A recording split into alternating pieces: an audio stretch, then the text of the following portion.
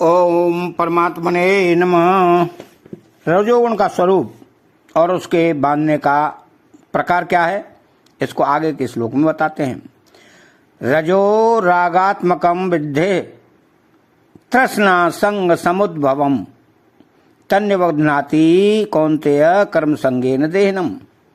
अर्थात रजो रागात्मकम विद्धे, यदि रजोगुण राग स्वरूप है अर्थात किसी वस्तु, व्यक्ति, परिस्थिति, घटना, क्रिया आदि में जो प्रियता होती है वह प्रियता रजोगुण का स्वरूप है।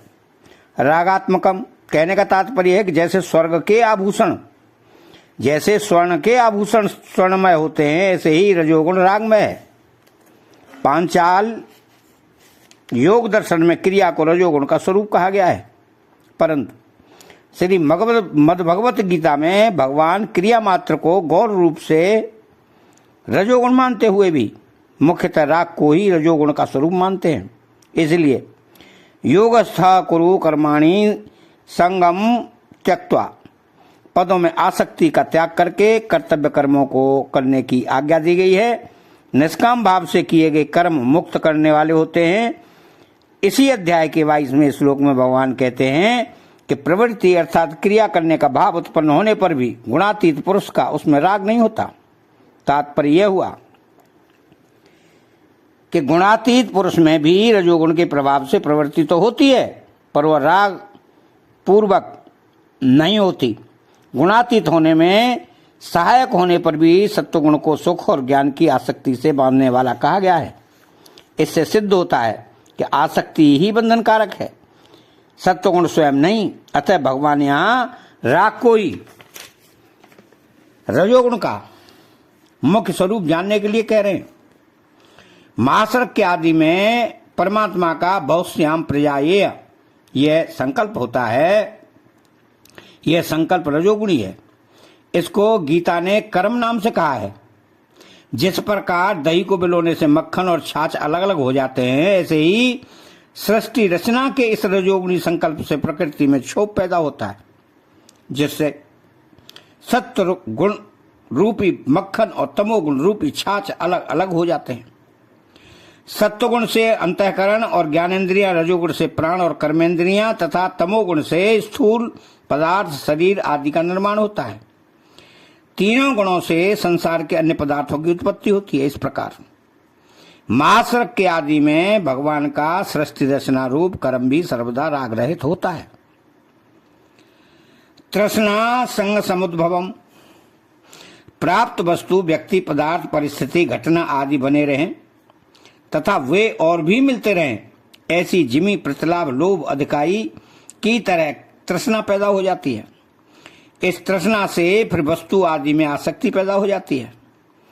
व्याकरण के अनुसार इस तृष्णा संग समुद्भवम पद के दो अर्थ होते हैं, जिससे तृष्णा और आसक्ति पैदा होती है, अर्थात तृष्णा और आसक्ति को पैदा करने वाला, और जो तृष्णा और आसक्ति से पैदा होता है अर्थात तृष्णा और आसक्ति से पैदा होने वाला, जैसे बीज और वृक्ष अन्योन्य कारण हैं, अर्थात बीज से वृक्ष पैदा होता है और वृक्ष से फिर बहुत से बीज पैदा हो जाते हैं।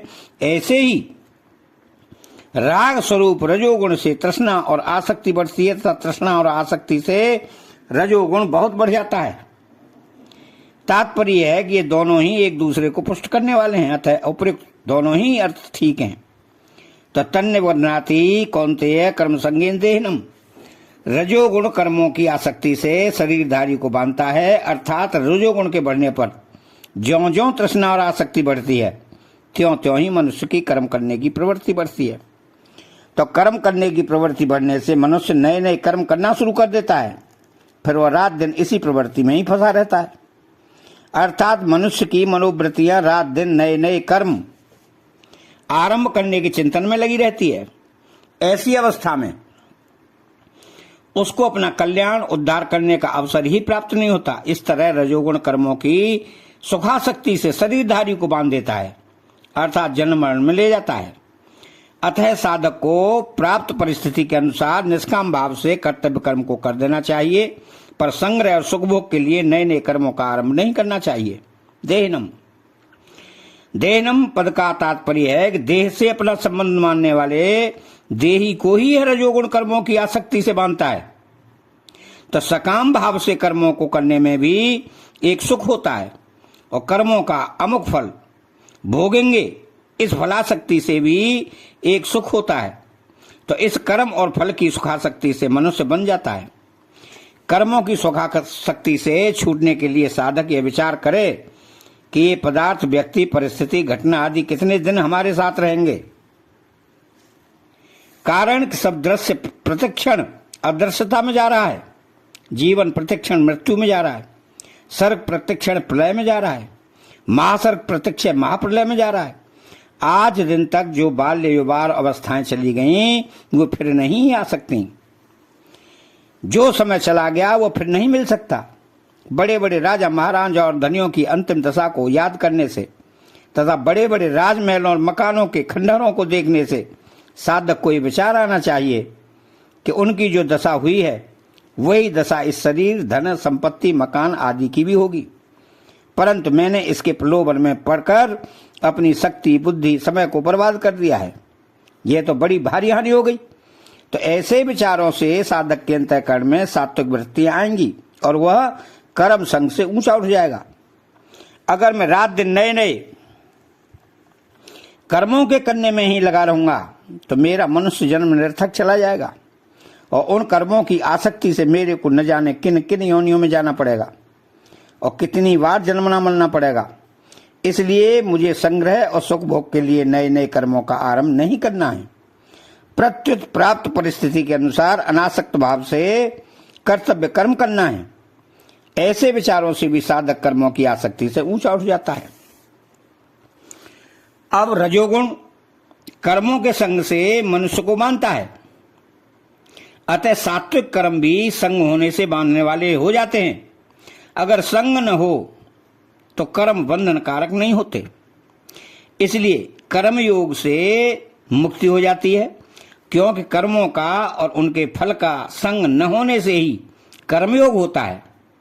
अतः चैनल को सब्सक्राइब करें, बेल आइकन घंटी को दबाएं और कमेंट बॉक्स में जय श्री कृष्णा लिखें। बोलो जय श्री कृष्णा।